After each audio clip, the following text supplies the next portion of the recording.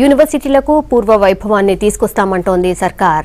సమైక్య పాలనలో నిధులు లేక కొట్టుమిట్టాడిన యూనివర్సిటీలకు 1000 కోట్ల బడ్జెట్ కేటాయిస్తామని ప్రకటించింది. ఇకపై విశ్వవిద్యాలయాల్లో మౌలిక వస్తుల సమస్య రానివ్వమంటోంది విద్యాశాఖ. రాష్ట్రంలోని యూనివర్సిటీలన్నిటికీ ఒకే క్యాలెండర్ ఉండేలా ప్లాన్ చేస్తోంది సర్కార్. యూనివర్సిటీలను మరింత అభివృద్ధి చేస్తామంటోంది విద్యాశాఖ. విశ్వవిద్యాలయాల్లో ఇకపై సమస్యలు ఉండవన్నారు deputy CM Kadiyam. CM KCR వచ్చే బడ్జెట్ లో 1000 కోట్ల నిధులు యూనివర్సిటీ డెవలప్మెంట్ కు కేటాయిస్తున్నారని ప్రకటించారు కడియం. సెక్రటేరియట్ లో అన్ని యూనివర్సిటీల వీసీలతో కడియం రివ్యూ చేశారు.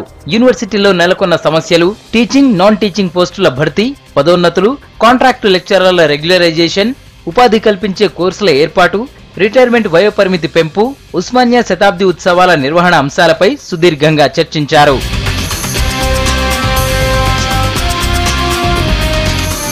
సమస్యలపై యూనివర్సిటీల వారీగా ప్రతిపాదనలను రూపొందించాలని వీసీలను ఆదేశించారు కడియం. అదనపు గదులు, సదుపాయాలు ప్రాధాన్యత క్రమంగా కల్పిస్తామన్నారు.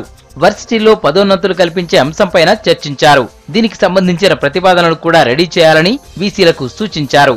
డిమాండ్కు అనుగుణంగా ఉపాధి కల్పించే కోర్సులను రూపొందించాలన్నారు. డిగ్రీ పూర్తి చేసిన విద్యార్థులకు మార్కెట్లో జాబ్స్ కల్పించేలా కోర్సులుండాలన్నారు మంత్రి. కోర్సులకు అనుగుణంగా విశ్వవిద్యాలయాల్లో పోస్టులు కల్పిస్తామన్నారు. రిటైర్మెంట్, వయోపరిమితి పెంపుపై కసరత్తు చేసి నివేదిక ఇవ్వాలని వీసీలకు ఆదేశించారు కడియం.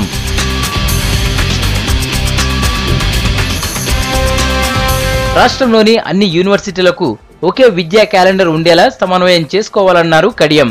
కాంట్రాక్టు లెక్చరర్ల రెగ్యులరైజేషన్ పై కూడా ప్రభుత్వానికి నివేదిక ఇవ్వాలని ఆదేశించారు. యూనివర్సిటీలకు కేటాయించే బడ్జెటే కాకుండా ఓయూ శతాబ్ది ఉత్సవాలకు ప్రత్యేక బడ్జెట్ కేటాయిస్తామని ప్రకటించారు కడియం.